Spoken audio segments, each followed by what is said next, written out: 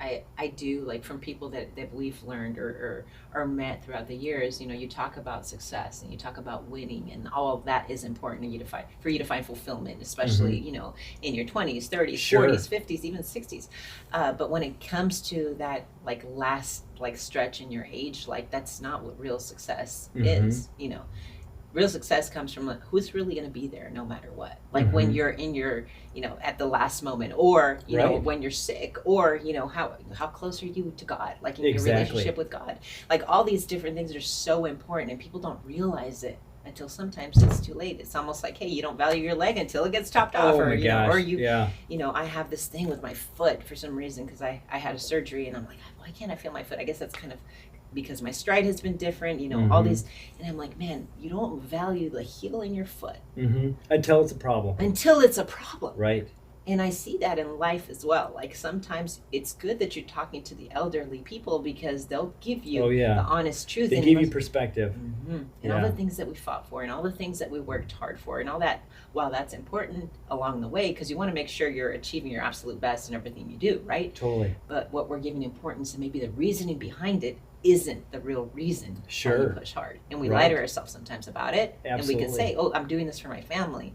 But it's not 100% true all the time, So it's really cool that you do that. And I wish more people would, be open to speaking that, because I believe that's true wisdom when you talk to these people. They're telling you they have nothing to lose, like you said. So Totally. Yeah. And the other thing too then is kids, which is it was interesting. So I actually called in when I saw Andy's content online, and I called and I spoke to Jacob, and I was like, hey, this is, I buy into the message, right? It's personal calling, it's belief, it's passion, it's going for your dreams. I'm like, what's being done to bring this to kids? Because I got 8 kids. I remember our conversation. And you talked to me about that right on stage. Yeah, I did. Yeah. And he's like, well, and I was like, I had this idea for, like, doing a little boot camp for kids. He's like, why don't you just do it? I'm like, done. I'm like, I will do it as long as you introduce me to Jacqueline and Andy and show it to him. And he's like, done. So anyways, I ended up showing it to you on stage. And I think I was sharing with you that, we do master closer seminars. And at first we started our business doing, like, hey, we're going to teach people how to sell. We're going to teach them how to make more money. We're thinking we're going to make these people better, and they're going to find more quality of life. What we ended up realizing is people were making more money, but they also had problems at home. They had problems with their children. They had problems with their spouse. They had problems, they couldn't find themselves. They weren't finding true fulfillment. So then Andy and I got really, really close and really open with our audience about our relationship and why we became marriage millionaires before we even had $1. And then all of a sudden we started seeing that those business people were making money, but not only that, they were bringing their family along the journey, and it was lasting, and it was like a complete buy-in, and it was a complete transformation. So with that being said, like, we do these seminars and we talk a lot about that. We talk a lot about business. Andy likes talking about health and all that, because that's important to him, because he can perform at his best because of that, because he values himself, and he wants to make sure that he puts that health, and that's the number one thing that he's going to perform, and he's going to be able to do all the stuff he does because that's important to him. So he shares that message.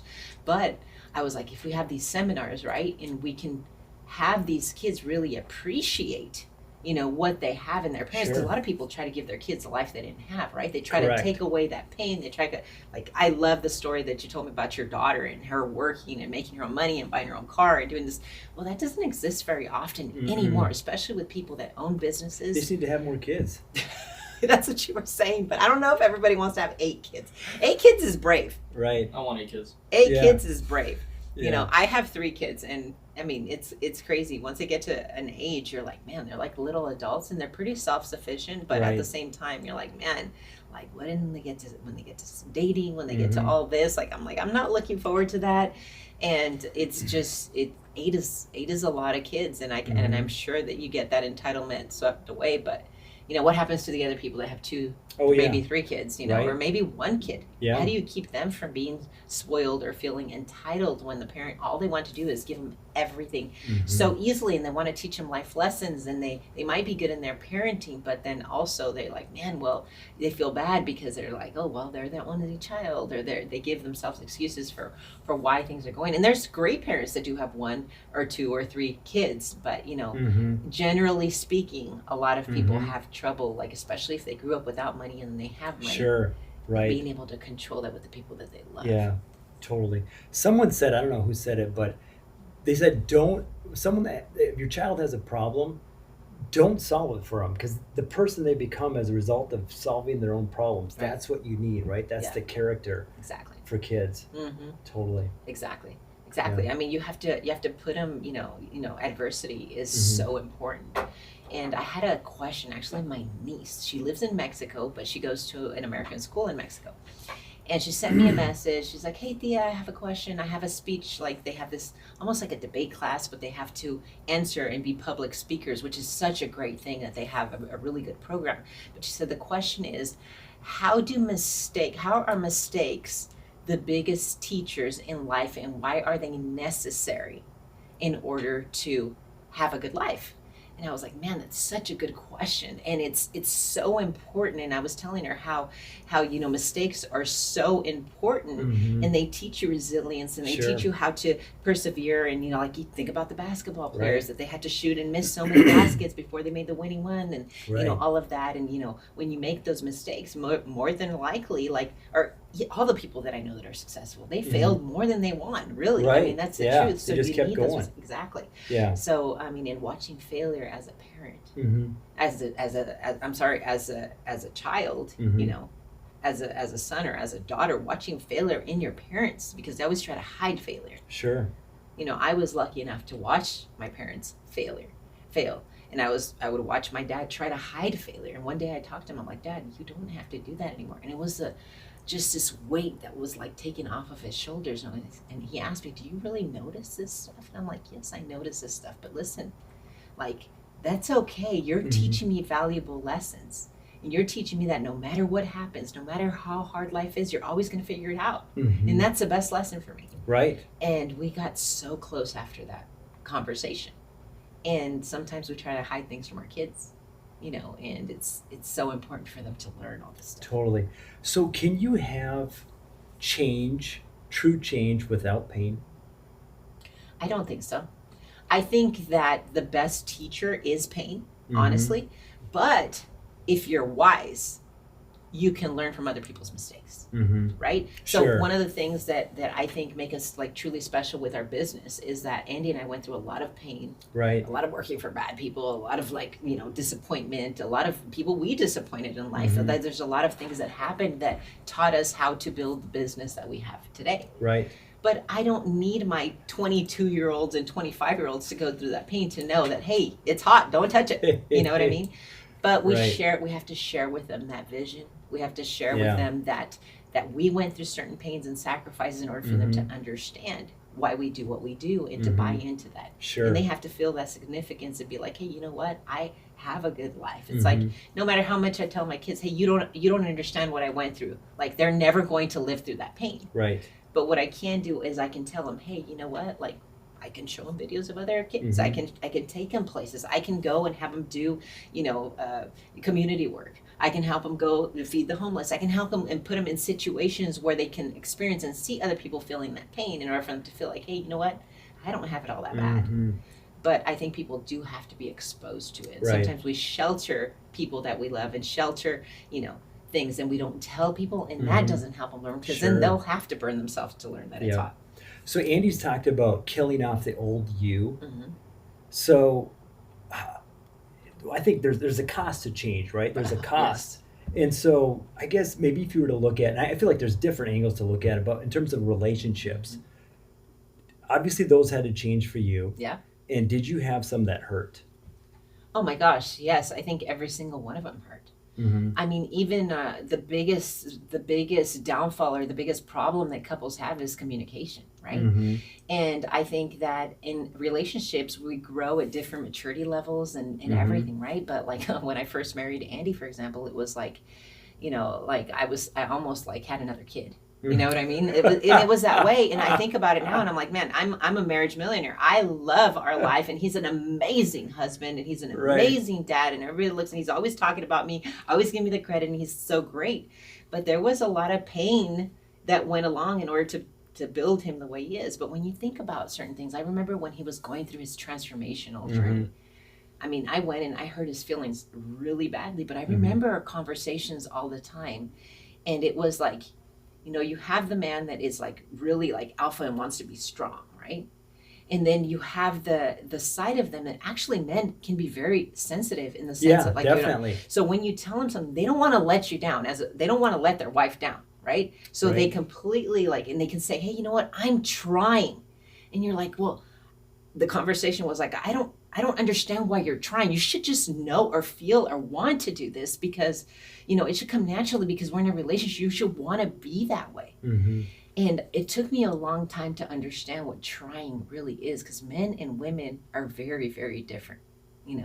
There's a trying to change that is a good thing, right? For them or for you guys to go through. You have to try to break a habit, and you're trying to put something. And to me, it was almost disrespectful, because I'm like, you shouldn't want, or you shouldn't have to want to try, right? Expand more on that. What do you mean by that? You should just naturally want to be good to your wife. You should naturally want to be present for your children. You should naturally want to put your phone up and want to be present at dinner, and I don't have to remind you all the time to put your phone away, for example, which is a big problem for a lot of couples out there, right? Sure. So there's the trying, but trying is so necessary, and it's a stage in a relationship where you have to go through in order to get on that same page later, and it's all worth it.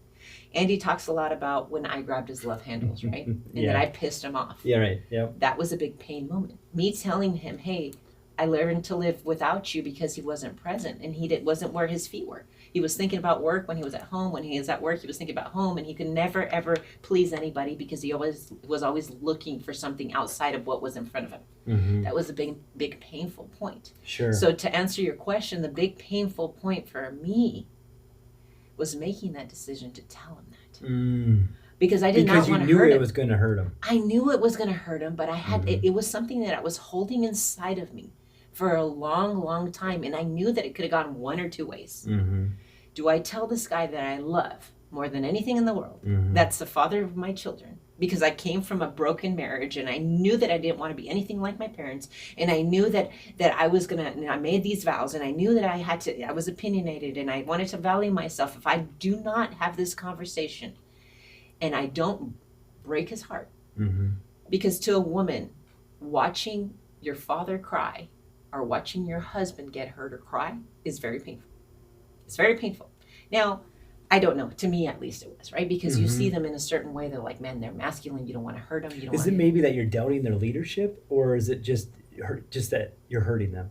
No, I think no matter how hard or strong you are, I think watching somebody that's always trying to have the answers to everything, like my dad, he always wanted to make sure that I felt like he could take care of me, for example. Even though I was very independent, I started working at a very young age, went through had difficulties in life.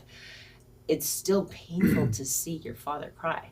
Like, it's painful, right? So to me, remembering that and knowing that with the male version, it's like, it's a hard thing. I didn't want to hurt Andy. But I also knew that if I did not make that change to hurt him at that moment, that nothing was going to change. If you don't change, nothing changes, right? Definitely. And the bomb, it's just a ticking time bomb. Like, there's so many people that go through life and they build resentment. And, there's a time where, we're massively affectionate, we're massively loving, we're massively intimate, right now. But we went through a time where it was like, no matter how attractive you are, no matter how much you can say, hey, you know what, like, this person's like the best looking person in the world, not that we are or aren't, like, I'm saying, like, you get to this pain of resentment and you look at each other and it's like, it's not there. So that was at that point with us. It was at the point where it's like, hey, no matter what, like, if you were to touch me, there wasn't that intimacy was like vanishing, because I knew that, there was so many other things that he was giving his priorities to, and people he was probably following that probably weren't good people. And I knew that I was trying to give him all these messages and hints that he wasn't listening. He wasn't valuing my opinion. Were you lacking respect for him at that time? It wasn't, I don't think Andy was ever bad to me. Like, he would never disrespected me. He never called me names. He never this. He would just basically not. We were at a point where he wasn't like considering me anymore for the kids, and I could tell that he wasn't there. Like, I can tell. Like, you and I are having a conversation. Right. You can tell when you're having a conversation with somebody when they're engaged or not engaged. He was completely in another plane. Like, he wasn't even home. I don't know if you've heard the story before, but I pulled out my phone one day and I started showing him pictures of the kids. You know, and I started showing like my son when he first started walking. And I was like, do you remember that? And he was looking at me with a blank face. Do you remember when our daughter had this? And remember we had to take her to the hospital and we didn't think anything was wrong with her. And then she actually got blood transfusion because she was anemic and we didn't even know this. You know, like, you know, it's crazy. And he's like, you know, do you remember when, you know, Ian fell on his face and his little tooth fell off? Do you remember that? Like, do you remember that? Like all these different things. And he was like, he was there, but he was just like, he didn't remember the whole story. He remembered bits and pieces. When I was elaborating on him, he was looking at me like I was telling him a new story. And to me, that was like a big sign for me to know, like, hey, you know what? Like you aren't here. You aren't here. And I was very driven before I met Andy. I was the one that was a family of entrepreneurs. Before we met, I was the one that told him that I believed in him and that he could do more with his life. And he actually did change. He was in a position in work that he had been in the same place for 10 years, in the same position, making the same amount of money, doing the same thing, you know, and I was like, man, like you can do better. Like I was the one that gave him permission to do better because I believed in him. And here I am believing in him and he wasn't believing in our family.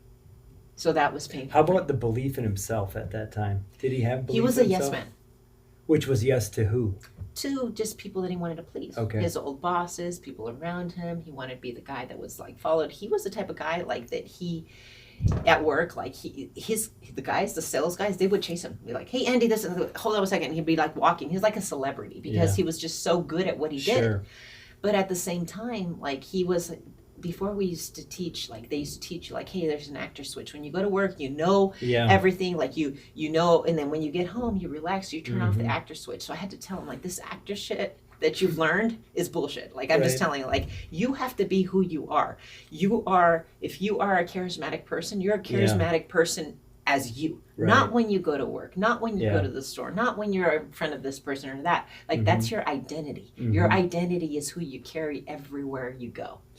So that was part of the transformation in the talks of like, hey, you know, you're going to have to be who you really are, because I mean, we had really difficult conversations and almost insulting conversations that I never called them names, but I was like, you don't want to be a fraud. And he's like, what do you mean by fraud? And it was like, you know, but then now he got it and he's like, oh shoot, like I didn't mean to be mean. And then I learned to communicate because I had a big problem communicating.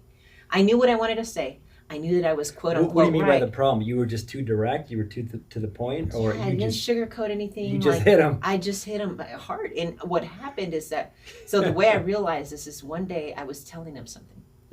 And we had mirrors in our bathroom and I was telling him something and I knew I was right. I was making a really good point. Okay. And he even knew it. But then I glanced and I looked at my face and I was like, oh shit. That face, I wouldn't listen to that face either. It wasn't what I was telling him. It was the delivery of how I was telling him. Andy's the type of guy that functions out of like love. You can hit him hard and you can punch gut him like in the gut and you can be like, hey, you know what? This is something, it's a bomb. But if you don't deliver it the right way with finesse, or you tell him, hey, there's a solution, or I foresee this in you, or I believe in you in the moment that you're giving him this bomb, then he just blocks like this. So I had to learn. I had to learn to use my master closer skills myself in order to communicate to him and make it kind of like his idea as well, where we bought into that same vision. So when you told him he needs to become better, was the thought always there to start a training company? So it wasn't, it was always like, we had this, you know, he had a really stressful job. You know, in the car business, you know, there's a lot of car businesses, car dealerships that we train that are great dealerships. But in general, most car dealerships aren't the best environments. Honestly, that's just the truth. We didn't work for a place that had the best environment. So most of the things that you see there is like infidelities, you know, people. And Andy was never unfaithful. Like he never did anything like that. He was better than most. Like he didn't go drinking with his buddies. He always wanted to bring me along, you know, wherever we went, you know, with the kids. Like he wasn't that guy. You know, but, you know, there was that, you know, that time where we were like, hey, you know what, like we have to do something that's different. So what we did is he talked to me a lot of times during that process. Is like, hey, get me out of this. And I'm like, what is it that you know how to Get me do? out of this. Like, Yeah. I mean, my dad has businesses in Mexico and he has restaurants. Like, well, maybe we'll just go buy a restaurant from your dad. And I'm like, dude, Yeah. you're gonna make me work all the time. You're gonna be at the gym all the time. Like, this isn't gonna work. There's just no way. Like, Right. my dad slaves over his restaurants to this day, and he's 76 years old. So it's like, the roles are gonna, be like a little crazy, and I get it. Like, you want to go to the gym, you have a good life, I get it, but like, we're not ready for that. Where kids are young, and so it's like, we tried to, like, ever since my son Ian was 1 year old, like, we were like, hey, we're gonna move to Arizona, we're gonna move to Mexico, we're gonna do something, right? So we just had the golden handcuff syndrome, honestly. Like, it was like, hey, we were making money. We had, health insurance, benefits, stupid stuff, the things. We had the house, we had all of these things that, that a lot of people like work for. And, Sure. All of these Yeah. handcuffs throughout life. So we would talk about it, but we never did. The craziest thing, though, is that when Andy was working, he was a platform GM for some stores, right? For car dealerships. So what I did is that I would go in and I would train. I don't know if you know this, but I would go in and train these guys. I had two classes, and I would do those 2 to 3 times a week. And I you did all put the together hiring. the material, right? Yes. Yeah. So what happened? So even when Andy was in sales and then he was in management and all this other stuff, he used to write closes on napkins, right? But since I came from the business as well, I knew how to understand and read them and interpret, and I would make notes on his closes, and I would save all these little. And I'm not a pack rat. You come to our house, I have nothing on the counters. Clean. It's clean, Organized. But for some reason, I kept all these little notes, all these little napkins. He had his little napkin and his Bible next to it, and that's what he did every morning. So I knew I would pick up the cup of coffee, the dirty cup of coffee that he would leave right there in the morning, and I would clean it, and I would pick up that napkin, and I would look at it, and I would save it. So when I started training later in the years, I brought out all those napkins, and I started structuring all of that training, not knowing that it was going to actually build our curriculum for later. That's so right? cool.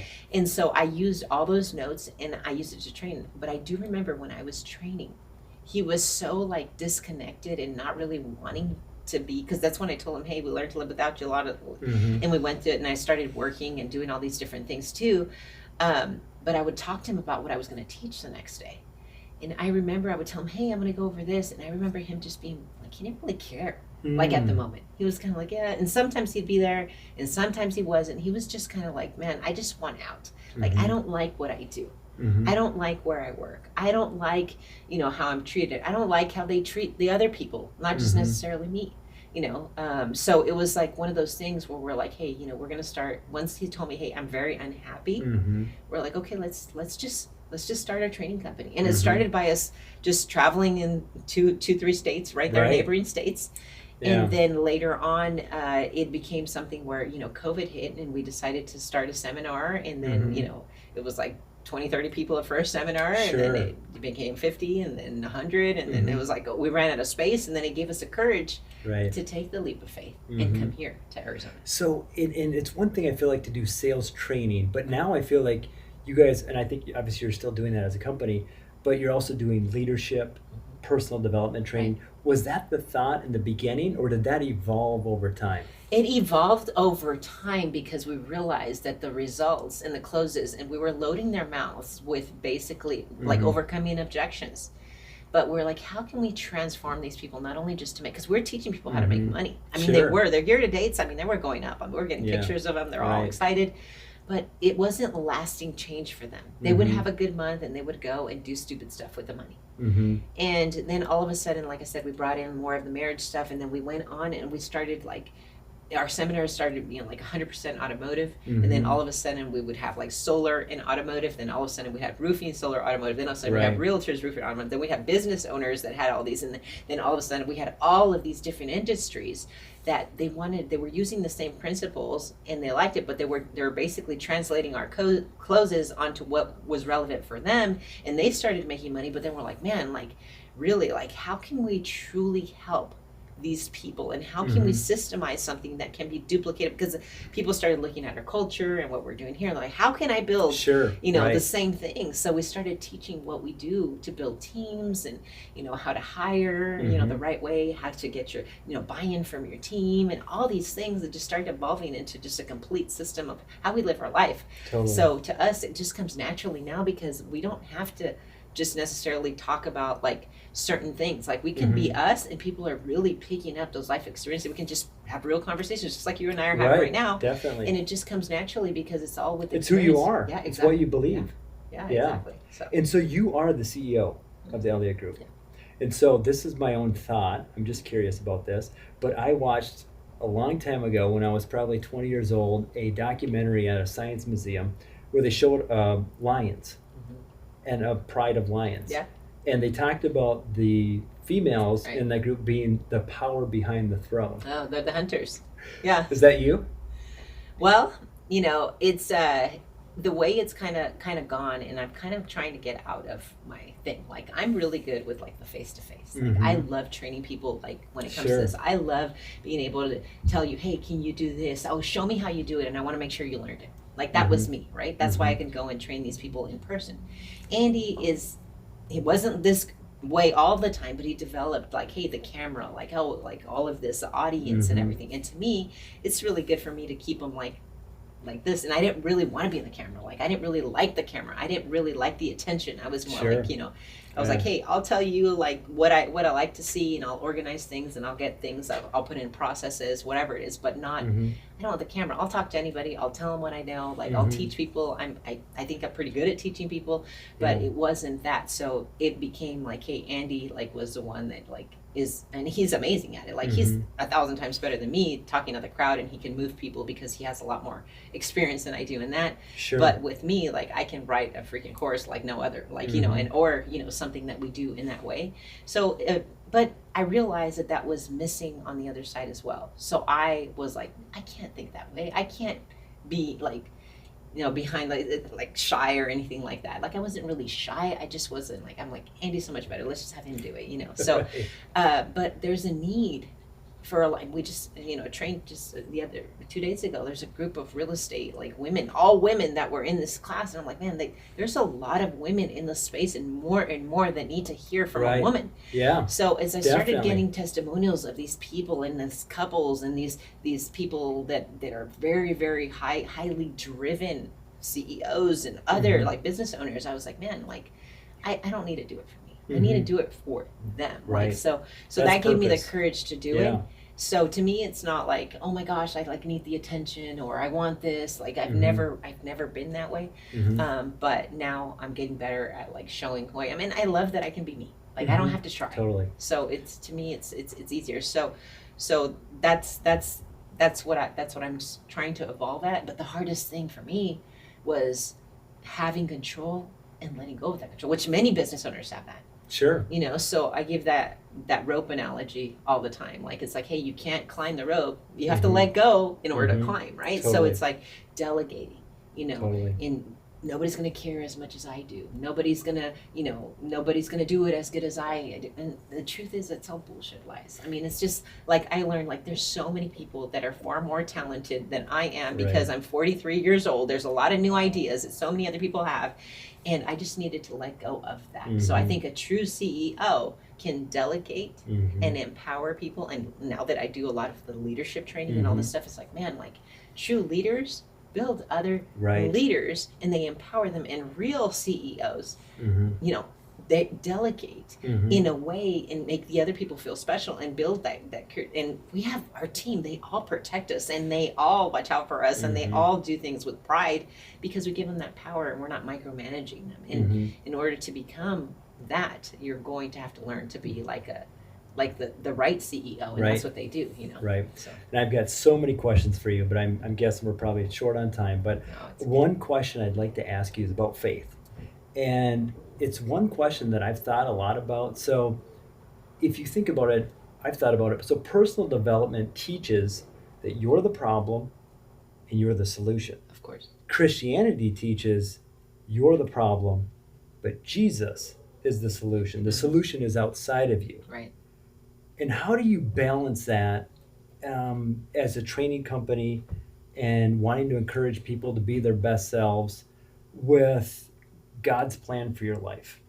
Yeah, I think that in both ways, I think that the biggest problem and the reason why we don't change is because a lot of us have an ego problem. And I think the Bible does a really good job. And I think that Christianity does a really good job telling you to put your ego aside. Mm-hmm. Right. And that's, I think more of it is not like, hey, you're also the solution, because you have to act upon it. You have to have the courage to say, hey, I need the help. Mm-hmm. Right. So you have to move the needle. He gives you the tools. He gives you the light, right? You also have to follow that. You have to take action. Things don't happen on their own, right? So I think that it works both ways. But I think a lot of people try to do things on their own. It's almost like what we're just talking about with leadership. Right. If I try to do things on our own, like I can be like, control doesn't equal growth. It doesn't. So in order for me to grow as a person, I need to give up control, just like I need to give up control of my finances and everything to God. If you could explain that, when you say give up control to grow as a person, what does that mean? In everything, like control of the business and not delegate responsibilities, but the same thing as a person in Christianity. If I don't give up control, and if I don't trust God to take my life, because he has a better plan for me, he's way smarter than me, that's for sure, right? If I want to take and only come to him when I have a problem that I feel like I can't solve, that's control, right?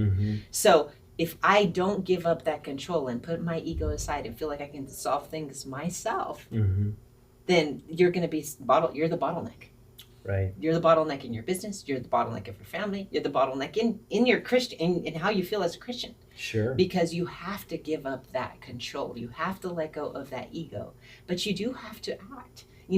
God gives you legs. God gives you, hands. God gives you a mind. You're human for a reason, right? So he expects you, he gives you all the tools necessary, and he gives you those eyes, and he gives you a perspective. He gives you, believe it or not, God gives you a choice, right? Right. He gives you a choice, yeah. Right? That's why some people fall and they can have something and they hit rock bottom and they don't learn, and you're like, man, why does it take so many times for you to learn? And you can see from the outside, and you're like, oh shoot, I'm not doing that because I learned my lesson, right? Right. But there's people that learn at different levels. So you do have a choice to change, right?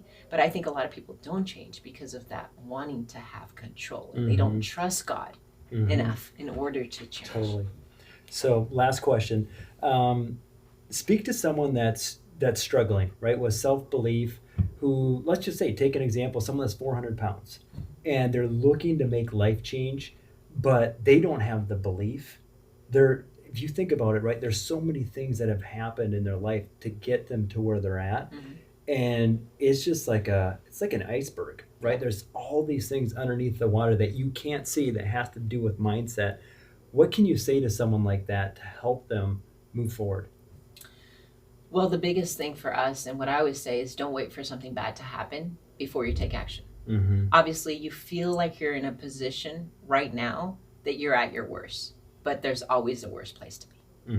You might be 400 pounds right now, but you haven't gone to the doctor and told you have 2 weeks to live unless you make a change. You haven't gotten the worst. You haven't lost somebody, or you haven't, there's different motivators for different people. Right. Like you can say, hey, somebody's really motivated, like that 400-pound person is not interested in having a six-pack. They don't care about a six-pack, okay? They don't care. But you could have that person and they're trying to carry their child or they go to Disneyland and they can't get on the ride when they're trying to give their child a good experience, and they're like, man, there's different motivators for different people, right? But most of the time, people change when they get something that they feel like something that they really get a punch in the gut. They feel like they're at their worst. I promise you there's a worse spot than you are right now. Now, what are you willing to risk to make it worse or make it better, right? Now, whether you're 400 pounds, let's just say that you go to the doctor and tell you have 2 weeks to live. What would you do then? Would you go and get that cheeseburger right now? Or you'd be like, oh, I'm going to die anyway. Like, it just depends on your mindset, right? And what you want to do, right? Yeah. Well, what if you have a child and you say, hey, you know what? You have 2 weeks to live, and your child is looking at you when they find out and watching you literally kill yourself right there, because that's what you're doing. Right. Would you want to let that person down? So most of the time we get to a point because we're not doing it for somebody else. You see a lot of people that are fit, that have six packs, that like look a certain way, and you're like, man, like that's awesome. They must have the most self-confidence in the world. But they're doing it for themselves. They're not doing it for somebody else. You have 8 kids. Okay, you have a lot of eyeballs on you, right? Some people will do something for somebody else, right? Right. They'll do something for somebody else, or they fell out of love for themselves because they don't feel like they have to please anybody.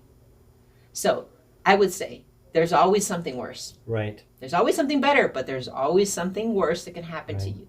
Now, don't wait for something bad to happen. That's my thing. Before you take action, before you make a change, don't wait to hurt somebody or for somebody to hurt you before you take action. Don't wait and say, hey, you know what? Well, it can't be any worse. Yes, it can. I promise you, everything can get worse. Perfect. Thank you, Jacqueline. This has been a real pleasure. Thank you. Is that it? Yeah. I was told we had a half hour, so. Did we do a half hour? I think we're over. Are we a not? little bit, Yeah. But Andy's never on time. It's 1:40, so. I just want to make sure we're. Yeah. You're being respectful. Thank you. And it was my fault, actually, that No worries. it started late because I had the physical therapist give me lymphatic for my lymphatic massage for my surgery. I didn't know you went to that this morning. Yeah. Okay. Yeah, that's. I have so many more questions to ask, but another time. You sure? Yeah. I feel bad because no, that's I was all like, right. It's good. It's great. you have more questions. I mean, where's Andy doing with this time? No, that's good. Daniel G is doing a live stream at 3, so we just need to set up. It's 1:40. I mean, you can go until 2 if you want. No. Sure. Be respectful of your time. So. No, yeah. Do But you want to do an intro at least? And then it's up to you what you guys want to do. So is this? Are we gonna do it? There are questions for him. Do you want to do an intro? That's good. And then So, I can do an yeah, intro. is it like your podcast? Like I know we're gonna send this to you, but like who's doing? We can do both. Why don't you do one and I do one? How about that? Sure. How No, about you just go kidding. first? Okay, cool. I'd like to hear you introduce me. I don't know. There's so many ways I can introduce you. Right. The guy that has 8 kids. He came to a seminar once and he's freaking awesome and he has like all these ideas. Oh, shoot. Yeah. So, yeah. No, well, I mean, I don't know. You go first because I don't know what you're going to be using it for exactly. So it's like. Yeah, and for And it's me, super it's I guess I'll just start. So today, I'm here with Jacqueline Elliott, CEO of the Elliott Group, 100-person company. I think massive success in a very short amount of time, and I think you guys and Andy together are known, I would say, throughout the world now as being the leaders in the personal development space. So myself, I'm Johnny, and I'm a father, a husband, and I do have 8 kids, and I'm very passionate about personal development. So my mission is just to, I think with the YouTube channel, is if one person listening through someone else's story is able to make change in their life, it's a success. So I'm at the very elementary or kindergarten level, but I think our missions are the same. So it's an honor to be here with you. Thank you. There is no elementary level. And if you talk about like how we've grown, like we still can't believe how fast we've grown. I just think it's because we've been massively, grateful that we have an opportunity in life to just catch up. Totally. And, I think like we were talking about Christianity and everything. Yes. And I think like God gave us a chance. We're not going to waste it. Mm-hmm. Like we're not going to sleep if we don't have to. Why do you think Andy's message or the Elliott Group message resonates so well? You think about it, you guys aren't the first in this space, right? This is a message that's been out there for a long time, but for some reason your message is just boom, exploded. Why do you think that is? I think our message has exploded because, first of all, like we're real. I mean, we Living we don't examples. care. We don't care about like hurting anybody's feelings or anything like that. But I think more than that is that a lot of places and a lot of people, they want to feel like they talk to qualified people, people that can make the investment, people that can, they probably, make a certain amount of money, people that, have their life together and they just probably feel like they need a coach or they need like a little bit of extra here and there. But like we want to talk to the underdogs. We want to talk to the ones that, of course, everybody is welcome, but like we resonate with the people that like are counted out because that's what we were. Like we came from a place of pain. So we look through people and we look into their eyes and we can tell when somebody's hurting and when somebody How do my eyes look? I mean, you look like you look like you got Do I 8. got it? You Okay. don't look like you have 8 kids. Let me tell you, if I had 8 kids, I've Hey, they had keep you more young. grays They than give I you do. purpose. They give Yeah. you a reason to live. Maybe that's why you lost your Yeah. hair. That's right. Probably. No, I'm just kidding. I don't know. Andy Yeah. didn't lose his hair because he has 8 kids. He also Yeah. has 3 kids. So Right. yeah, but no, thank you so much for having me. Yeah. Yes, Awesome. appreciate it. Okay, well that was a really good That intro. was a great intro. I don't know. Typically, I'm like, hey, welcome to the Jacqueline Elliott Show. Today we have John Redmond here. He has 8 kids. He's amazing. He's been to our seminar. He lives here locally. He wanted to ask me a few questions, so he's here. Thank you so much for Boom. We're here. Let's do some Yeah, push-ups. that's what it was. Yeah, and typically I do push-ups with people, I'm ready. but I can't right now. Yeah. Yeah. Torture. Yes, torture. So that's So that's good. me, yo. So it's Love it. pretty much like, you know. Love So I don't know. Do you We're need- solid. Yeah, no, we're good. Okay. Good. Let us do, yeah. All right. Awesome. Yeah. It's been an honor. Thank you.